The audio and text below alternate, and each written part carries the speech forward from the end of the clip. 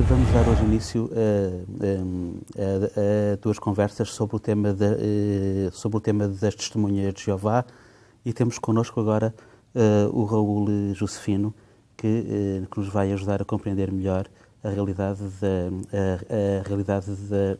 das testemunhas de Jeová em Portugal.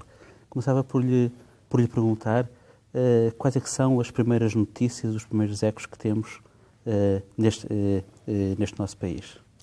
Os registros internos da Confissão apontam para os primeiros anos da década de 20 do século passado, como momentos em que começaram a vir missionários e a trocarem com outras pessoas as ideias religiosas que tinham. Mas, factualmente, temos o Diário de Notícias, o Século e outros jornais da época, em 1925, a noticiarem a vinda de um representante internacional da então Associação Internacional dos Estudantes da Bíblia, hoje conhecida como Testemunhas de Jeová. Era o Sr. J.F. Rutherford, norte-americano, e veio fazer uma conferência no ginásio do Liceu Camões. Na altura foi muito noticiada pelos órgãos de comunicação que referi, porque milhares de pessoas terão estado presentes. Algumas nem entenderam bem ao que iam. Dizem algumas reportagens da época que até levavam frasquinhos, porque pensavam que o tema era como poderá viver para sempre na Terra. E alguns levavam frasquinhos em busca de um elixir milagroso que pudesse ser distribuído naquele dia. Este pequeno início, que no fundo acabou por ser factualmente a gênese das Testemunhas de Jeová em Portugal, tem depois sequência com a publicação nesse mesmo ano de uma revista, agora conhecida como a Sentinela. Na altura o nome era Torre de Vigia. E através de assinantes que essa revista foi tendo por todo o país, deu-se a evolução e o crescimento das Testemunhas de Jeová, então e até 1931, conhecidas como Estudantes da Bíblia.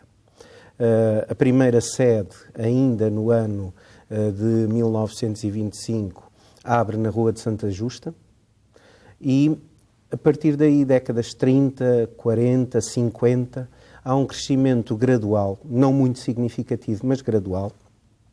Há autorizações do Governo Civil de Lisboa para que um senhor Ferguson, missionário, pudesse ter aulas de discussão bíblica e análise da Bíblia em sua casa, primeiro local de culto, lá na Rua de Santa Justa, e também referências a Testemunhas de Jeová em Beja, no Norte, no Porto, em Campolide, em Lisboa, enfim, um pouco por todo o lado o movimento, a confissão ia crescendo.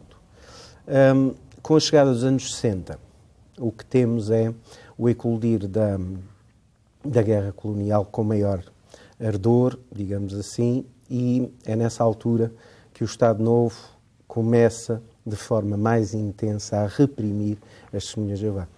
Que, tirando essa autorização lá nos anos 30, os vários pedidos dos anos 50, anos 60, foram todos recusados para constituir uma associação de Testemunhas de Jeová. Foram todos recusados pelo Estado Novo. Nos anos 60, então, há este intensificar da oposição, com o encerramento de todos os locais de culto, os vários salões do reino que existiam, e rusgas às casas. Um historiador da Universidade Nova contabilizou entre 61 e 74 600 rusgas. E encerramentos, então, dos tais locais de culto, apreensão de literatura bíblica. O facto é que a confissão foi crescendo e, com o 25 de abril de 74, consegue finalmente um impulso determinante, que é a legalização da respectiva atividade. Em dezembro de 1974, consegue ser registada e reconhecida ao abrigo da lei das associações. O primeiro pedido, ainda da Primavera Marcelista, em 1971, ao abrigo da primeira lei da liberdade religiosa, nunca foi respondido. Em 74, quando se vai fazer o segundo pedido, é que se obtém do Ministério da Justiça uma certidão de que, efetivamente, tinha sido a primeira confissão não católica a entregar o seu pedido de legalização lá em novembro de 72. O 25 de Abril proporciona um crescimento espantoso. A primeira reunião que existe no estádio da Tapadinha, logo a seguir à Revolução, traz a Lisboa mais de 39 mil pessoas, quase 40 mil pessoas. Portanto, o crescimento existia por todo o lado. Hoje, as testemunhas de Jeová serão à volta de 100 mil, entre fiéis e simpatizantes. Estão reunidas, ou reúnem-se em cerca de 700 comunidades locais chamadas congregações. Têm meio milhar de locais de culto onde essas congregações praticam a sua adoração. E os dados estatísticos do ano passado dizem que, em média, a cada dia que passou, 3 portugueses tornaram-se testemunhas de Jeová.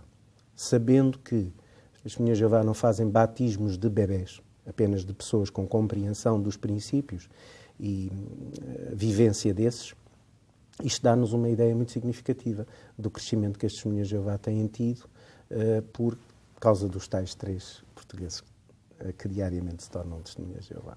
Mas deixa-me voltar um pouco mais atrás. Se bem entendi, então, podemos dizer que numa primeira fase do Estado Novo, o Estado em si, enfim, digamos que de alguma forma tolera a existência da vossa atividade.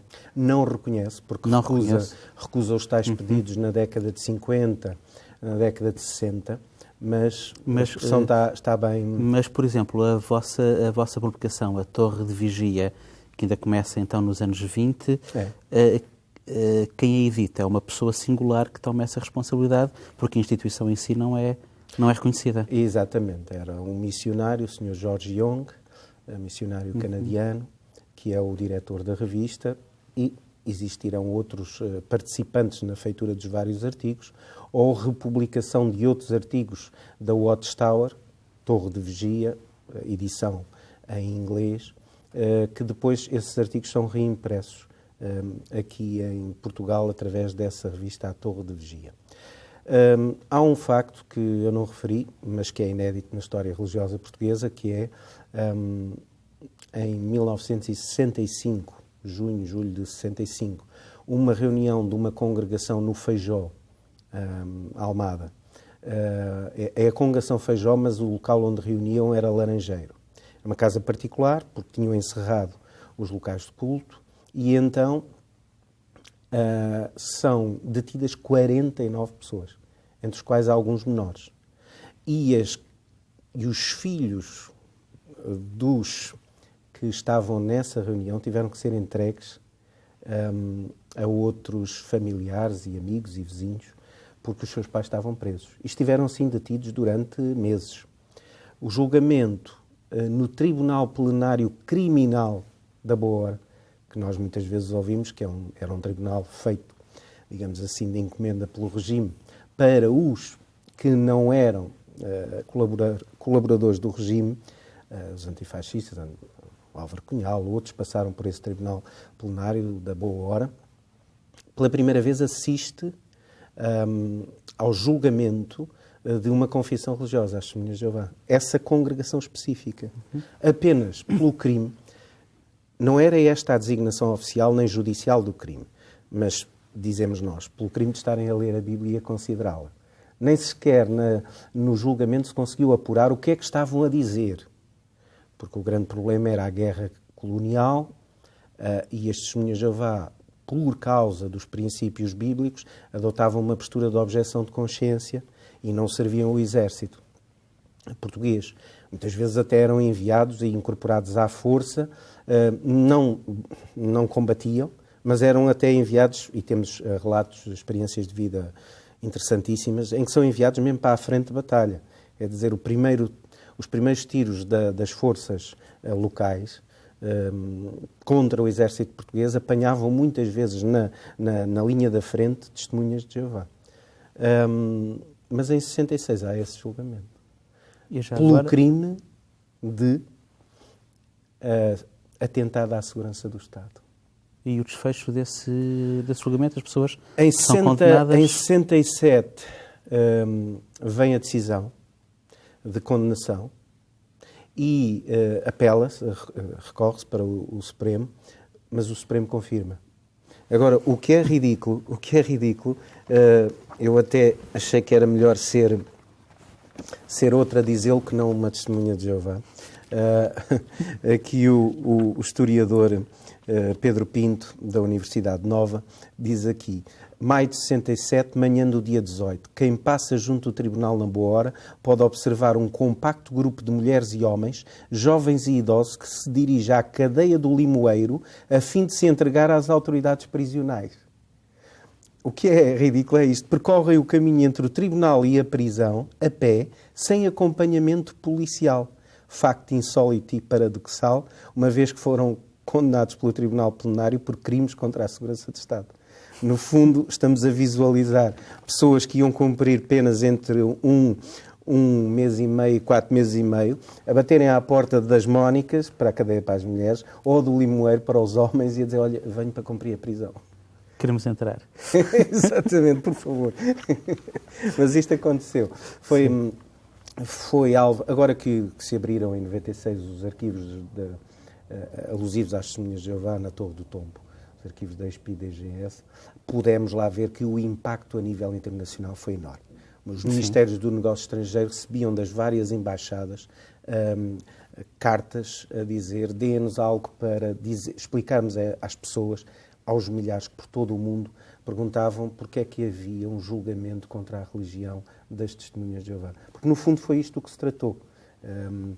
Porque se não se conseguiu dizer que tipo de matérias é que estavam a considerar, nem provar que tipo de matérias é que se estava a considerar, e se isso era mesmo constitutivo de um crime contra a segurança do Estado, apenas se conseguiu dizer que estavam a ler textos bíblicos, nem sabiam quais. Então, o que estava ali em jogo eram as convicções religiosas daquelas pessoas. Embora o Tribunal várias vezes, e a comunicação social de então faz alarido disso, diga que não estamos aqui a julgar nenhuma religião. O tempo da Inquisição já passou. Mas o facto é que não conseguiram provar materialmente que existiu aquele crime. Enfim, esses tempos dos anos 60 já estão ultrapassados. O 25 de Abril já teve lugar. Foram a primeira confissão, como disse, a estarem literalmente legais neste país, a não ser a própria estrutura católica. Hoje temos uma lei de liberdade religiosa já com mais de 10 anos. Como é que é hoje a liberdade religiosa pelo vosso prisma neste país? Quais são as dificuldades que sentem? As testemunhas de Jeová estão mesmo muito gratas, e isto por causa do histórico que já tracei, estão mesmo muito gratas ao regime de direito democrático em que vivemos. E, na realidade, temos sentido os benefícios desta liberdade de adoração ou de religião. Porque há mais de 100 ministros religiosos que, voluntariamente, acumulam com a sua profissão, porque não são ministros religiosos pagos, para dar acompanhamento espiritual a reclusos.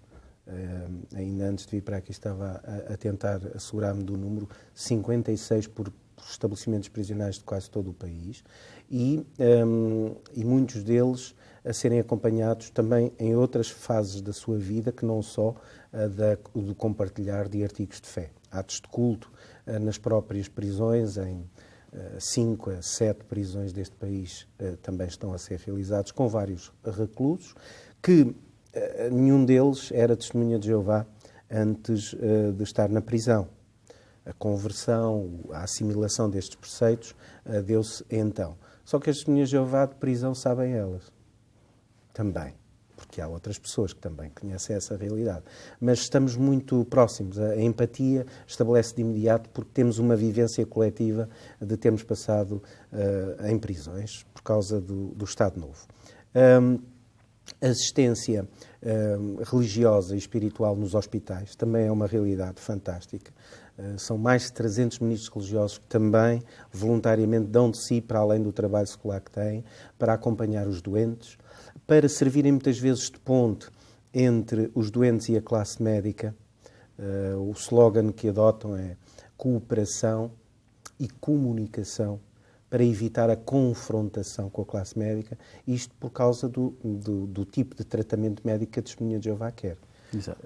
Não acredita nas curas pela fé, vai aos sítios onde pode ter onde podem ser prestados cuidados de saúde, os hospitais, e às vezes aí deparam-se com clínicos que ainda não têm experiência ou não estão preparados, ou, de alguma maneira, a sua maneira de exercer a sua profissão não passa, por exemplo, o tratamento médico sem sangue.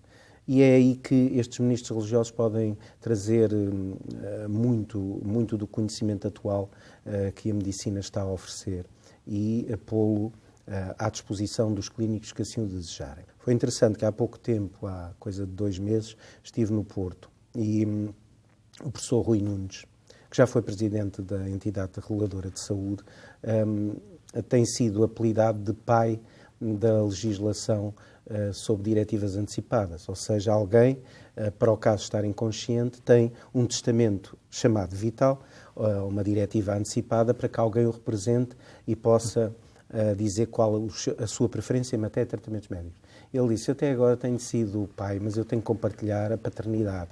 As testemunhas de Jeová já andavam desde o Estado Novo com cartõezinhos a dizer aos médicos que aquele era o tratamento que queriam, era sem sangue.